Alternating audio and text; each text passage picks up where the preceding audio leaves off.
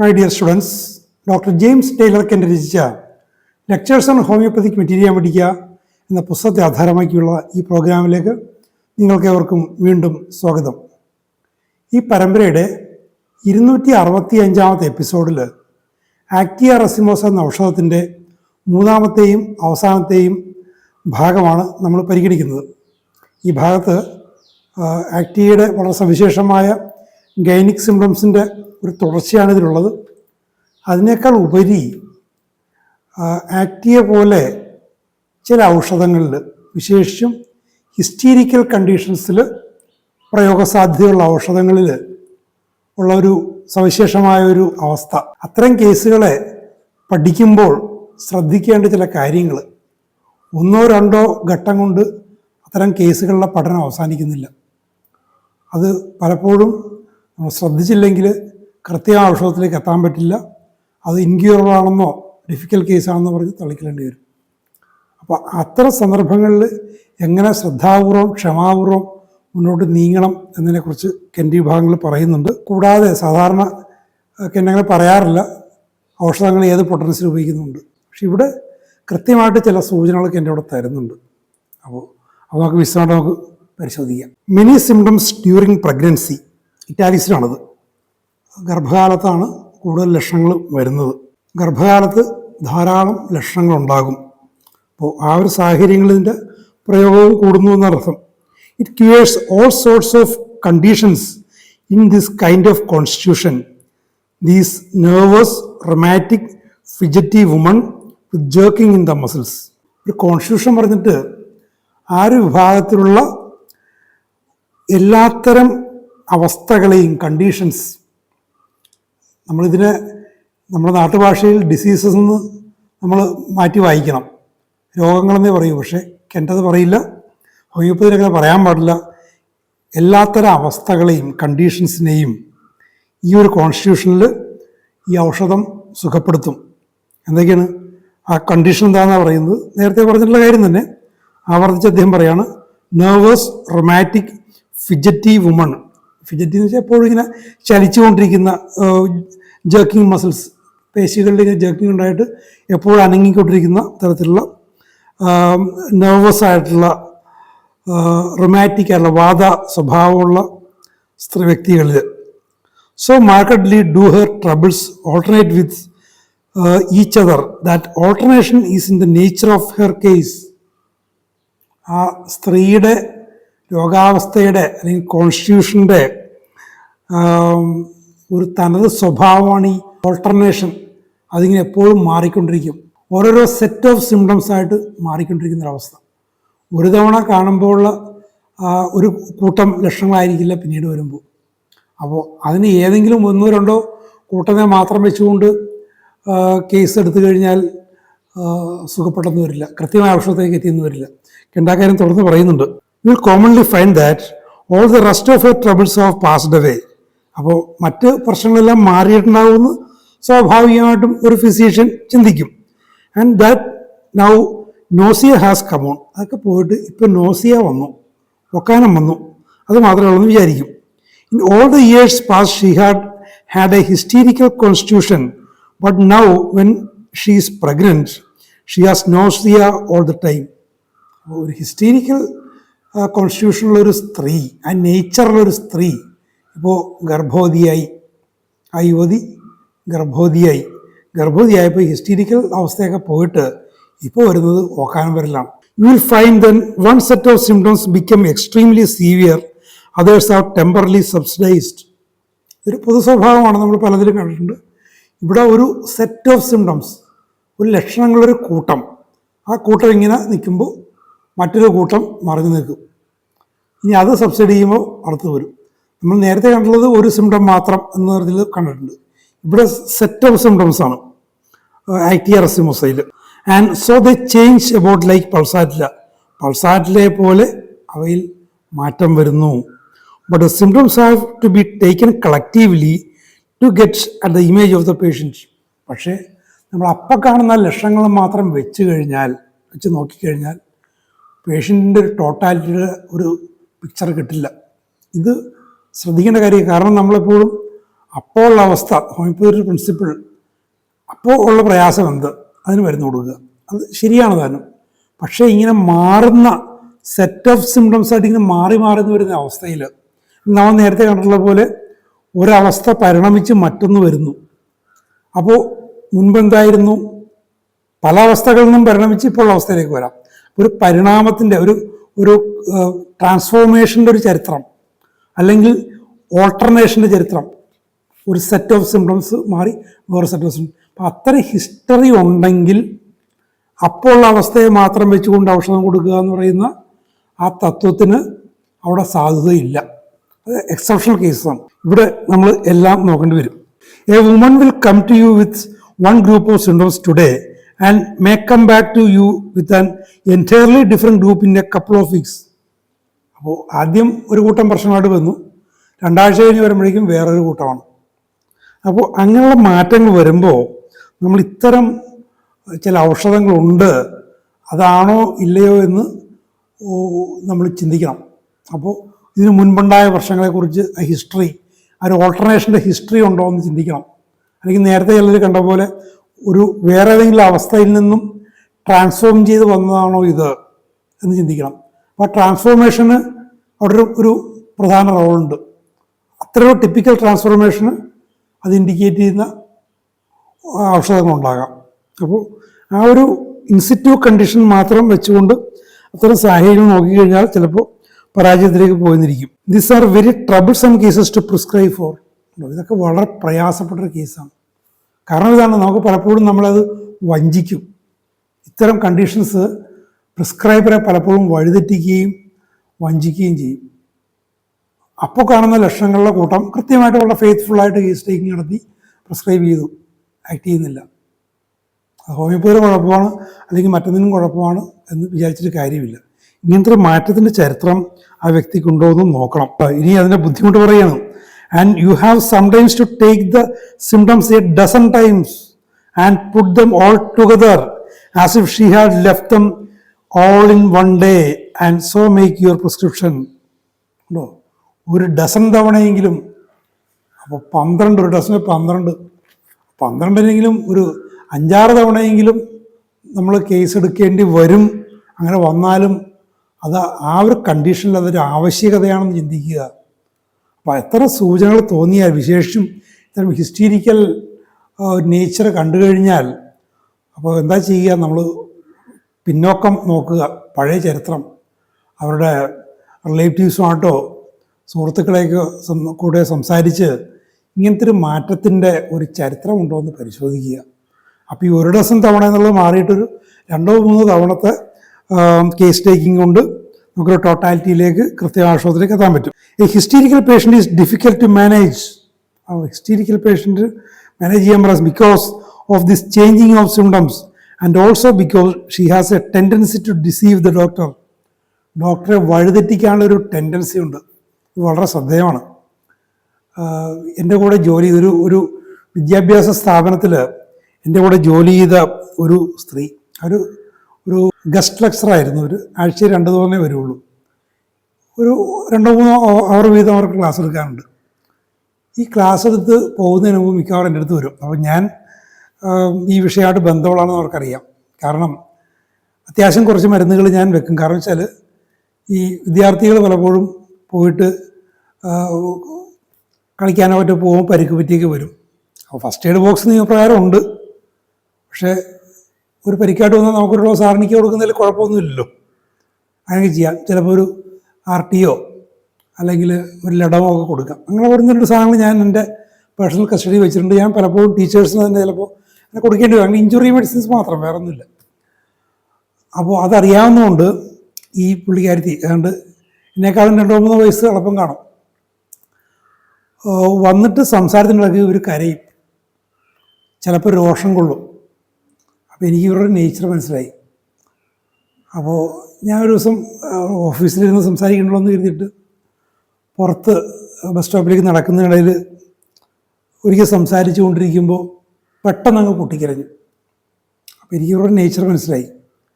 ഇവർ ആഴ്ച വന്നു, ഒരാഴ്ച വരും. രണ്ട് വരുമ്പോഴൊക്കെ കോളേജ് വരുമ്പോഴൊക്കെ എൻ്റെ അടുത്ത് വരും. അപ്പോൾ കുറച്ച് കഴിഞ്ഞപ്പോഴേക്കും എനിക്ക് ഇവരുടെ ഒരു നേച്ചർ മനസ്സിലായി. അപ്പോൾ ഇവരെന്തെങ്കിലും മരുന്ന് തരണമെന്നൊക്കെ പറഞ്ഞാൽ വരുന്നത്. ഞാൻ പറഞ്ഞു നിങ്ങളെവിടെയെങ്കിലും വേറെ എവിടെയെങ്കിലും പോകും, ഞാൻ എൻ്റെ സുഹൃത്ത് ഡോക്ടർ ഷണായി ഉണ്ട്, അല്ലെങ്കിൽ അങ്ങനെ സുഹൃത്തുക്കളൊക്കെ ഉണ്ട്, എവിടെയെങ്കിലും ഞാൻ പറഞ്ഞു വിടാം. അപ്പോൾ അവർക്ക് അത് വേണ്ട. ഞാൻ ചെയ്യണമെന്ന് വെച്ചാൽ വെറുതെ ഒരു കാലിഫോസ് കൊടുക്കും, അല്ലെങ്കിൽ ഒരു ഫെറഫോസ്, അങ്ങനെ എന്തെങ്കിലും പൊതിഞ്ഞ് ഭദ്രമായിട്ട് കിടക്കാൻ നേരത്ത് സൂക്ഷിച്ച് കഴിക്കണം എന്നൊക്കെ പറഞ്ഞുകൊണ്ട് കൊടുത്തൊക്കെ വിടും. സന്തോഷമാണത്. അപ്പോൾ അവരിങ്ങനെ ഇടക്കിടക്ക് വരും. അപ്പോൾ എനിക്കത് ഞാൻ കുറച്ച് കഴിയുമ്പോൾ മനസ്സിലായി ഇവരുടെ ഒരു പറച്ചിൽ മാറുന്നുണ്ട്. നേരത്തെ പറഞ്ഞ പ്രശ്നങ്ങളല്ല. അപ്പം ഞാൻ ചോദിക്കും, അപ്പോൾ മറ്റേ പ്രശ്നം അന്ന് പറഞ്ഞ പ്രശ്നമോ? ചിലപ്പോൾ തരിപ്പ്, കയ്യാൾ തരിപ്പ് എന്നൊക്കെ പറഞ്ഞു വരും. അതല്ല, അങ്ങനത്തെ ഒരു പ്രശ്നമില്ല, അതല്ല പ്രശ്നം. ഇപ്പോഴുള്ള പ്രശ്നം ഇതാണ്, ഉറക്കം ശരിയാവുന്നില്ല. പിന്നെ കുറച്ച് കഴിയുമ്പോഴേക്കും പിറ്റേ ആഴ്ച വരുമ്പോഴേക്കും പറയുന്നത് വയറായി കുഴപ്പമായി.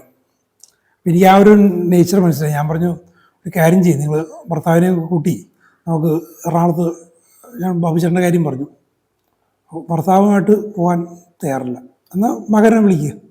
അപ്പം അന്ന് ഹൈസ്കൂളിൽ പഠിക്കുന്നതിന് മകനുണ്ട്, മകനെയും വിളിച്ചുകൊണ്ട് ഞാൻ ബാബുചേട്ടത്ത് കൊണ്ടുപോയി. അതിനു മുമ്പ് ഞാൻ കൃത്യമായിട്ട് എനിക്ക് കിട്ടിയ സിംറ്റംസൊക്കെ കൊടുത്തിരുന്നു, ഈ ഒരു നേച്ചറൊക്കെ പറഞ്ഞിരുന്നു. എന്നിട്ടും ബാബുചേട്ടൻ 2 മണിക്കൂർ അവരുടെ അടുത്തിരുന്നു. 2 മണിക്കൂർ ഇരുന്ന് കേസെടുത്തു. രാവിലെ ഒരു 9 മണി മുതൽ 11-11:30 വരെ ഇരുന്ന് കേസെടുത്തു. പക്ഷെ ആക്റ്റീവ് ആയിരുന്നില്ല. അവർക്ക് മറ്റൊരു ഔഷധമാണ് ആദ്യം ബയോകെമിക്സാണ് കൊടുത്തത്, പിന്നീട് അതിൻ്റെ പൊട്ടൻസിയിലേക്ക് പോയി. ഏതായാലും ഒരു 4-5 മാസം കൊണ്ട് അവിടെ ഒരു മൊത്തം ആ സ്വഭാവം തന്നെ മാറിപ്പോയി. അപ്പോൾ അവരുടെ ഭർത്താവും എനിക്ക് പരിചയമുള്ളതാണ്. ഭർത്താവിനെ ഞാൻ ഇടയ്ക്കൊക്കെ ചോദിക്കുമായിരുന്നു, ഇങ്ങനെ കാര്യങ്ങൾ ചെയ്യുന്നുണ്ട്. ഭർത്താവിനൊക്കെ ഒരു ശത്രുവാക്കി വെച്ചിരിക്കുകയായിരുന്നു. അവളുടെ നേച്ചറിൽ മാറ്റമുണ്ട്, കുറെ കൂടി ഫ്രണ്ട്ലിയാണ്, കുറെ കൂടി കെയറിങ് ആണ്. ഒരു 4-5 മാസം കൊണ്ട് ആ സ്ത്രീ മൊത്തം അവരുടെ ഒരു സ്വഭാവമായ ഹിസ്റ്റീരിക്കൽ നേച്ചറിന് വലിയ മാറ്റം വന്നു. ഇതിനൊക്കെ അവരുടെ അമ്മ എൻ്റെ അടുത്ത് വന്നു, അവൾ ചെറുപ്പം പോലെ ഉണ്ടായ പ്രശ്നങ്ങൾ, അതിനൊക്കെ മാറ്റം വന്നു. അവളിപ്പോൾ നല്ലൊരു കുടുംബനാഥിയായിട്ട് മാറി. അപ്പോൾ അത്തരം കേസുകളാണ് ഈ ഹിസ്റ്റീരിക്കൽ നേച്ചറിലെ കേസുകളാണ്. ഞാനിങ്ങനെ ഒരു അമച്ചറായിട്ട് ഒരു ഫ്രണ്ട്ലി നേച്ചറിൽ ഇങ്ങനെ സൗകര്യത്തിലെടുക്കുന്ന പോലെ നിങ്ങൾക്കൊന്നും ചെയ്യാൻ പറ്റില്ല. നിങ്ങൾ പ്രൊഫഷൻ്റെ ഭാഗമായിട്ട് വരുമ്പോഴേക്കും വളരെ ശ്രദ്ധാപൂർവം അവരെ ഇതേപോലെ എന്തെങ്കിലുമൊക്കെ പ്ലാസിബോയോ ബയോകെമിക്കോ കൊടുത്ത് അവരെ ആശ്വസിപ്പിച്ച് വിട്ടുകളയാതെ നിർത്തി ഒരു പീരിയോഡിക്കലായിട്ട് വൺസ് ഇൻ എ വീക്കോ ഇതേപോലെ ഫോർട്ട്നൈറ്റ്ലിയോ ഒക്കെ വരാൻ പറഞ്ഞ് ആ മാറ്റങ്ങളുണ്ടോ എന്ന് നോക്കി കുറച്ച് 1-2 മാസങ്ങൾ കൊണ്ടെങ്കിലും അവരുടെ ഒരു പിക്ചർ എടുത്ത് ചെയ്തു കഴിഞ്ഞാൽ നമുക്ക് കൃത്യമായിട്ടൊരു ഔഷധത്തിലേക്ക് എത്താൻ സാധിക്കും. ഇത് കൊട്ടേഷനാണ്. Shivering in the first stage of labour, ആ പ്രസവ ക്ലേശത്തിൻ്റെ ആദ്യഘട്ടത്തിൽ വിറയൽ, ഹിസ്റ്റീരിക്കൽ മാനിഫെസ്റ്റേഷൻ ത്രൂ ലേബർ. എത്രമാത്രം ബുദ്ധിമുട്ടാവുന്നൊരു അവസ്ഥയാണെന്ന് നോക്കുക. ആ പ്രസവ മുറി കയറുന്നൊരു സ്ത്രീ, അമ്മയാകാൻ പോകുന്നൊരു സ്ത്രീ ശേഷം ആദ്യമൊക്കെയാണെങ്കിൽ ഹിസ്റ്റീരിക്കൽ നേച്ചർ കാണിച്ചു കഴിഞ്ഞാൽ ഉണ്ടാകുന്ന പ്രശ്നങ്ങൾ. ഇന്നിപ്പോൾ വേണമെങ്കിൽ അവർക്ക് എന്തെങ്കിലുമൊക്കെ സെഡേറ്റീവ്സോ അങ്ങനെ എന്തെങ്കിലും കൊടുക്കും അവർക്ക്. Pains of all ceased or are irregular so that they do no good. അപ്പോൾ പ്രസവവേദന ക്രമമായി അതിൻ്റെ വരേണ്ട രീതിയിൽ വരുന്നില്ല, ഇടയ്ക്ക് നിന്നു പോകുന്നു. അതുകൊണ്ട് ആ വേദന കൊണ്ട് ഗുണമില്ല. ആ സ്ത്രീയുടെ സഹനം വർദ്ധിപ്പിക്കാമെന്നല്ലാതെ അതൊരു ലോജിക്കൽ കൺക്ലൂഷനിലേക്ക്, ഒരു പ്രസവത്തിലേക്ക് അത് എത്തുന്നില്ല. No dilatation has taken place. ആ ഡൈലറ്റേഷൻ സംഭവിച്ചില്ല. But when the regular pains come on we have some important symptoms. പക്ഷേ ആ സ്ത്രീക്ക് റെഗുലർ ആയിട്ടുള്ള പതിവ് ശരിയായ രീതിയിലുള്ള ക്രമബദ്ധമായ വേദന വന്നു തുടങ്ങുമ്പോൾ പ്രധാനപ്പെട്ട ചില ലക്ഷണങ്ങൾ നമുക്ക് കിട്ടും. A pain comes on and it seems to be about to finish satisfactorily. It has been regular and prolonged until about 2/3 through, and all at once she screams out and grasps her hip. അപ്പോൾ വേദന വന്നു തുടങ്ങി കഴിയുമ്പോൾ important symptoms കിട്ടും എന്ന് കണ്ടു പറഞ്ഞത് ഇതാണ്. വേദന വരണ്ട സ്ഥാനത്തല്ല, ഗർഭാർത്ഥത്തിൻ്റെ ഭാഗത്തല്ല, ഇടുപ്പിൻ്റെ ഭാഗത്താണ് വേദന വരുന്നത്. സ്ഥാനം തെറ്റിപ്പോയി. ഇടുപ്പിൽ കയറി പിടിച്ചിട്ട് ആ സ്ത്രീ കരഞ്ഞു വിളിക്കും. The pain has left the uterus and gone to the hip, causing a cramp in the hip. ഗർഭപാത്രത്തിൽ നിന്നും വേദന ഹിപ്പിലേക്ക് പോയി, അവിടെ വലിച്ചു കോച്ചിലുണ്ടാകുന്നു. And she has to be rubbed and turned over. അവിടെ തടവി കൊടുക്കണം, മറിച്ചോ തിരിച്ചോ കിടത്തണം. This medicine will regulate the pains.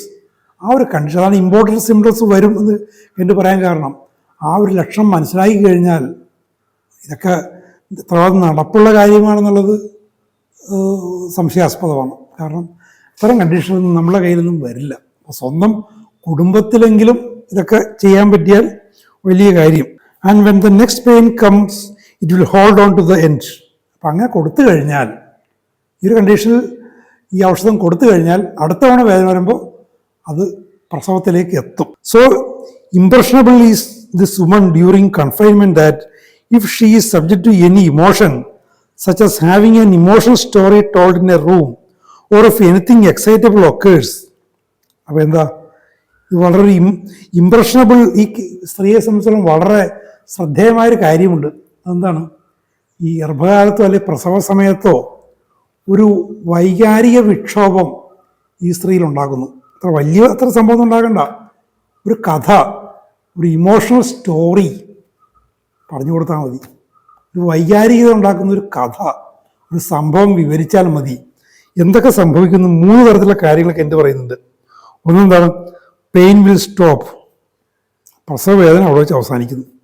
If she has pass through the labour and the ലോക്കിയ has been established. ഇനി വേദനയെ കഴിഞ്ഞു, പ്രസവം സംഭവിച്ചു, ആ ഒരു അവശിഷ്ടങ്ങൾ, ഗർഭപാത്രത്തിലെ അവശിഷ്ടങ്ങളൊക്കെ പുറന്തള്ളുന്നൊരവസ്ഥ വന്നു. ആ ഒരു അവസ്ഥയിൽ എന്താണ്, from such a cause lochia will stop. അങ്ങനെയാണെങ്കിൽ ഗർഭപാത്രത്തിൽ നിന്നും ആ അവശിഷ്ടങ്ങൾ പോകുന്ന ആ പ്രക്രിയ നിന്നു പോകും. രണ്ടാമത്തെ കാര്യം. 3ാമത്തെ കാര്യം എന്താണ്, as if she has taken cold, ഒരു തണുപ്പടിച്ചാലുന്ന പോലെ. And she will have cramps and troublesome after pains, the milk will be suppressed. ഇനി ഈ ലോക്കിയൊക്കെ കഴിഞ്ഞിട്ട് ഈ സ്ത്രീക്ക് തണുപ്പടിച്ചെന്ന് വയ്ക്കുക. തണുപ്പടിച്ചു കഴിഞ്ഞാൽ ക്രാംസ് വലിച്ചുകോച്ചിലുണ്ടാകുന്നു, വളരെ പ്രയാസകരമായ പ്രസവാനന്തര വേദന ഉണ്ടാകുന്നു. അങ്ങനെ വരുമ്പോൾ എന്താ സംഭവിക്കുന്നത്, ഈ ലാക്ടേഷൻ നിന്ന് പോകും, പാല് ചുരത്തിൽ നിന്ന് പോകും. പ്രസവമായിട്ട് ബന്ധപ്പെട്ട് 3 തരം പ്രശ്നങ്ങൾ. ഒന്ന്, ഒരു ഇമോഷണൽ എക്സൈറ്റ്മെൻറ്റ് ഉണ്ടായിക്കഴിഞ്ഞാൽ പ്രസവവേദന നിന്ന് പോകുന്നു, അല്ലെങ്കിൽ പ്രസവം കഴിഞ്ഞാണെങ്കിൽ അവശിഷ്ടങ്ങൾ പിന്തള്ളുന്ന ആ അവസ്ഥ നിന്ന് പോകുന്നു. ഇനി ഇതെല്ലാം കഴിഞ്ഞ് പാൽ കൊടുക്കാൻ തന്ന അവസ്ഥയിൽ ഒരു തണുപ്പടിക്കുകയോ അങ്ങനെ എന്തെങ്കിലും ഉണ്ടായിക്കഴിഞ്ഞാൽ പാല് ചുരത്തുന്ന ആ ഒരു പ്രക്രിയയും നിന്നുപോകുന്നു. അങ്ങനെ 3 തരം അവസ്ഥ ഉണ്ടാകുന്നു. She will feel sore and bruised all over. അങ്ങനെ പാല് നിന്ന് പോയി കഴിഞ്ഞാൽ ആകെ ശരീരമാകും നൊമ്പരം, ചലിച്ചതച്ചുള്ള വേദന, ആൻഡ് ഹാവ് ഫീവർ, പനി, ഇതെല്ലാം വരും പാല് നിന്ന് പോയിട്ട്. This remedy should be compared with caulophyllum. ആ ഒരു അവസ്ഥയിൽ കോളോഫൈലമായിട്ട് താരതമ്യം ചെയ്യണം. Which has the following symptoms. എന്തൊക്കെയാണ്, weakness in the reproductive system of the woman. സ്ത്രീയുടെ ആ ഒരു പ്രത്യുൽപാദന വ്യവസ്ഥയുമായിട്ട് ബന്ധപ്പെട്ട് ആ അവയവങ്ങളിലെല്ലാം ക്ഷീണം എന്നുള്ളൊരു ലക്ഷണത്തിൻ്റെ കാര്യത്തിൽ കോളോഫൈലമായിട്ട് ഇതിനെ താരതമ്യം ചെയ്യണം. From weakness she sterile or she aborts in the early months of gestation. അപ്പോൾ ഈ പ്രത്യുൽപാദന വ്യവസ്ഥയിലെ ക്ഷീണിതാവസ്ഥയിൽ നിന്നുകൊണ്ട് ഒന്നുകിൽ അവൾ ഗർഭം ധരിക്കില്ല, സ്റ്റെറൈലായിട്ട് വന്ധ്യയായിട്ട് നിലനിൽക്കും. അല്ലെങ്കിൽ ഗർഭം ധരിച്ചാലോ ആദ്യ മാസങ്ങൾ തന്നെ, ഗർഭത്തിൻ്റെ ആദ്യ മാസത്തിൽ തന്നെ അത് അലസിപ്പോവും. During parturition the contractions of the uterus are too feeble to expel the contents and they are only tormenting. അപ്പോൾ ഈ പ്രസവം നടക്കുന്നൊരവസ്ഥയിൽ പ്രത്യുൽപാദന വ്യവസ്ഥ ക്ഷീണിതമാകുന്നൊരവസ്ഥയാണ് പറയുന്നത്. ആ അവസ്ഥയിലാണെങ്കിൽ പ്രസവത്തിൻ്റെ ഘട്ടങ്ങളിൽ കോൺട്രാക്ഷൻസ് വളരെ ക്ഷീണിതമാണ്, പ്രസവം നടക്കില്ല. ആ വേദന കൊണ്ട് ആ സ്ത്രീ വല്ലാതെ പീഡിപ്പിക്കപ്പെടുന്നു മാത്രമേ ഉള്ളൂ. Labour like pains during menstruation, drawing pains in the thighs and legs. Reproductive സിസ്റ്റത്തിൽ വീക്ക്നെസ് ഉള്ള സ്ത്രീകളിൽ ആർത്തവകാലത്തും വല്ലാതെ ഡ്രോയിങ് പെയിൻസ് ഉണ്ടാകുന്നു. തുടകളിലും കാലുകളിലും പ്രസവവേദന പോലുള്ള വേദന ഉണ്ടാകുന്നു. And even the feet and toes, കാലുകളിലും കാൽ വിരലുകളിലും പോലും വേദന ഉണ്ടാകുന്നു. Uterine haemorrhage from inertia of the uterus. ഗർഭപാത്രത്തിൻ്റെ ഇനേർഷ്യ, അതിൻ്റെ ഒരു മരവിച്ച അവസ്ഥ, ആ ഒരവസ്ഥ കൊണ്ട് അതിൽ നിന്ന് ഹെമറേജ് ഉണ്ടാകുന്നു. അത് തടഞ്ഞു നിർത്താൻ, അത് ക്ലോസ് ചെയ്ത് പിടിക്കാൻ പറ്റുന്നില്ല. Relaxation of muscles and ligaments, പേശികളിലും തന്തുക്കളിലും ഒക്കെ ഒരു റിലാക്സേഷൻ വരുന്നു. ഉണ്ടോ? ഇപ്പോൾ റിലാക്സേഷനുള്ള കണ്ടീഷനിൽ പറയുന്നതാണ് കോളോഫൈലം പോലെ. ഹെവിനെസ് ആൻഡ് ഈവൻ പ്രൊലാപ്സസ്, ഭാരം പുറത്തേക്ക് ഗർഭാത്രത്തിൽ ഇറങ്ങിപ്പോകുന്ന അവസ്ഥകളുണ്ടാകും. സബിൻവല്യൂഷൻ, പ്രസവം കഴിഞ്ഞാൽ ഗർഭപാത്രം പൂർവ്വസ്ഥിതിയിലേക്കാകുന്നില്ല, അത് വലുതായി തന്നെ നിൽക്കുന്നു. എസ്കോറിയേറ്റിംഗ് ലൂക്കോറിയ, വെള്ളപോക്ക് വന്നിട്ട് അത് സ്പർശിക്കുന്ന ഭാഗങ്ങളിലൊക്കെ തൊലി ദ്രവിക്കുന്നൊരവസ്ഥ. Menses too soon or too late, വളരെ വേഗമോ വല്ലാതെ വൈകിയോ ആർത്തവം വരുന്നു. She sensitive to cold and wants warm clothing quite unlike pulsatilla. ആ പൾസാറ്റിലുമായിട്ടുള്ള ഒരു വൈരുദ്ധ്യം, തണുപ്പിനോട് വല്ലാതെ സെൻസിറ്റീവാണ്, ചൂടുള്ള വസ്ത്രങ്ങൾ വേണം. അത് പൾസാറ്റിലെ പോലെ അല്ല. ബാക്കി കാര്യങ്ങളൊക്കെ പൾസാറ്റിലെ ആകാമെങ്കിലും ഇക്കാര്യത്തിൽ വ്യത്യാസമുണ്ട്, നമ്മൾ നേരത്തെ കണ്ടുള്ളതാണത്. She's hysterical like ignatia. അവിടെ ഇഗ്നേഷ്യമായിട്ടാണ് സാധർമ്മ്യം വരുന്നത്, ഹിസ്റ്റീരിക്കലാണ്. അപ്പോൾ ഇഗ്നേഷ്യയുടെയും പൾസാറ്റിയുടെയൊക്കെ സ്വഭാവങ്ങളുമായിട്ട് ചേർന്ന് വരും. അപ്പോൾ കൃത്യമായിട്ട് നോക്കിയില്ലെങ്കിൽ തെറ്റിപ്പോകുന്നർത്ഥം. ഷീസ് ഫ്രെറ്റ്ഫുൾ ആൻഡ് അപ്രഹെൻസീവ്, അല്ലാതെ ഒരു വഴക്കാളിയാണ്, ഒരു സ്വസ്ഥതയില്ല. ഷീസ് റൊമാറ്റിക്, ഒരു വാദ സ്വഭാവമുണ്ട്. Only the small joints are most likely to be affected. ചെറിയ ചെറിയ സന്ധികളിലാണ് ഈ വാദബാധ ഉണ്ടാകുന്നത്, കൂടുതലുണ്ടാകുന്നത്, സാധ്യത കൂടുതൽ അവിടെയാണ്. Later she suffers from after pains and they are felt in the inguinal region. അപ്പോൾ പ്രസവകാലത്ത് പ്രസവാനന്തര വേദന കൊണ്ട് പ്രയാസപ്പെടുന്നു, കൂടുതലും ഇടുപ്പിൻ്റെ ഭാഗത്താണ് ആ വേദനകൾ വരുന്നത്.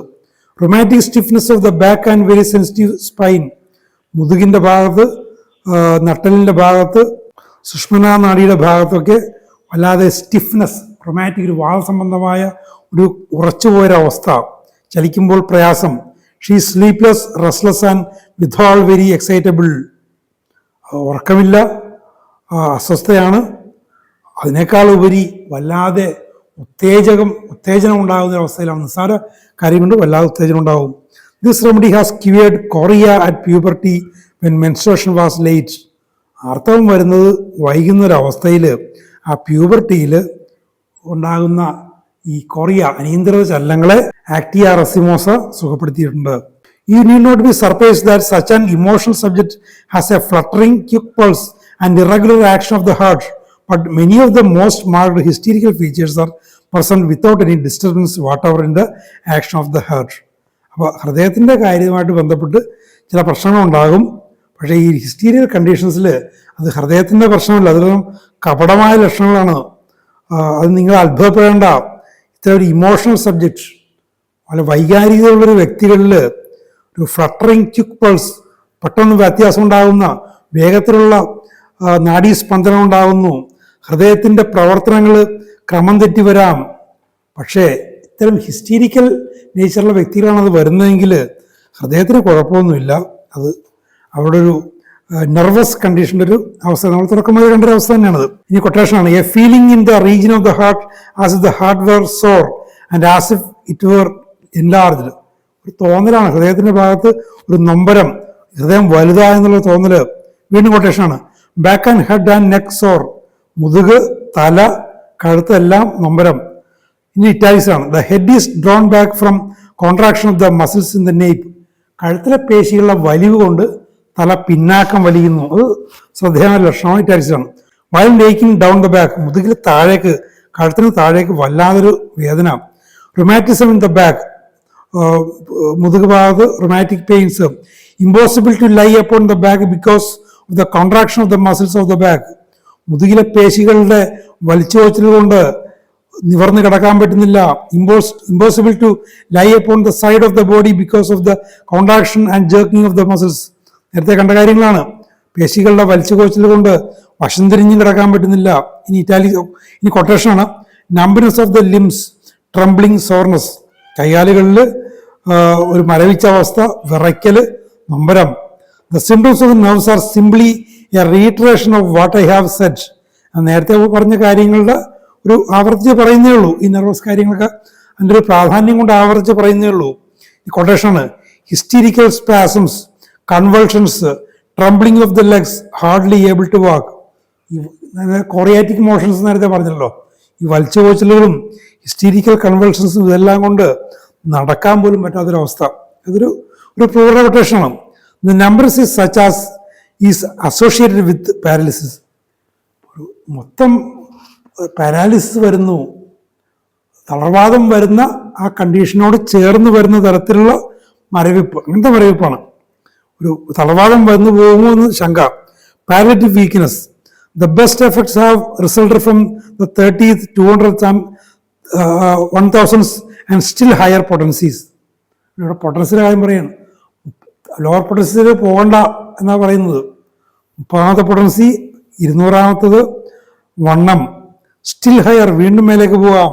And from the use of medicines in single doses ഒറ്റ ഡോസുകൾ കൊടുക്കുക. സഫീഷ്യൻറ്റ് ടൈം ഓഫ് ആക്ഷൻ കൊടുത്ത ശേഷം മാത്രമേ അടുത്ത ഡോസിലേക്ക് പോകാവൂ. അതൊരു പൊതു നിയമമാണെങ്കിൽ പോലും ഇവിടെ കണ്ടത് പറയുന്നുണ്ടെങ്കിൽ ഈ ഒരു കാര്യത്തിൽ, ആക്റ്റിയ റെസിമോസയുടെ കാര്യത്തിൽ അതിന് സവിശേഷമായ പ്രാധാന്യമുണ്ട് എന്ന് മനസ്സിലാക്കിക്കൊള്ളണം. ഇത് നേരത്തെയും ഇതുമായിട്ട് ബന്ധപ്പെട്ട് ചില കാര്യങ്ങൾ പറഞ്ഞിട്ടുണ്ട്. അതിൻ്റെ ഒരു കണ്ടീഷൻ ഇമ്പോസ് ചെയ്യും, ആക്റ്റിയയുടെ ഒരു കണ്ടീഷൻ പേഷ്യൻറ്റിൽ ഇമ്പോസ് ചെയ്യും എന്ന് പറഞ്ഞിട്ടുണ്ട്. It is similar in some of its condition to the blue cohosh. അപ്പോൾ ഇതിൻ്റെ ആ ഒരു ചെടി ഇത് ബ്ലാക്ക് കൊഹോഷാണ്. ബ്ലൂ കൊഹോഷിൻ്റെ ചില അവസ്ഥകളുമായിട്ട് സാധാരണയുണ്ട്. Compare it with pulsatilla, sepia, natrum mur, lilium tigrinum, caulophyllum and ignatia. നേരത്തെ പറഞ്ഞിട്ടുള്ള കാര്യങ്ങളാണ്. പൾസാറ്റിലയുമായിട്ടും സെപ്പിയയുമായിട്ടും നാട്രമ്യൂറുമായിട്ട് ലിലിയൻ ഡൈഗ്രിക്കം, കോളോഫൈലം, ഇഗ്നേഷ്യ ഇത് ഔഷധങ്ങളുമായിട്ടൊക്കെ ആക്റ്റിയ റെസിമോസയെ താരതമ്യം ചെയ്ത് പഠിക്കണം. വളരെ വിലപ്പെട്ടൊരു ഔഷധമാണ് ആക്റ്റിയ എന്നുള്ളത് മനസ്സിലാക്കി കഴിഞ്ഞു. ഇത് അടുത്ത എപ്പിസോഡിൽ നമുക്ക് ഈസ്കുലസ് ഹിപ്പോകാസ്ട്രോണം എന്നുള്ള ഔഷധത്തിലേക്ക് നമുക്ക് പ്രവേശിക്കാം. Thank you very much for watching.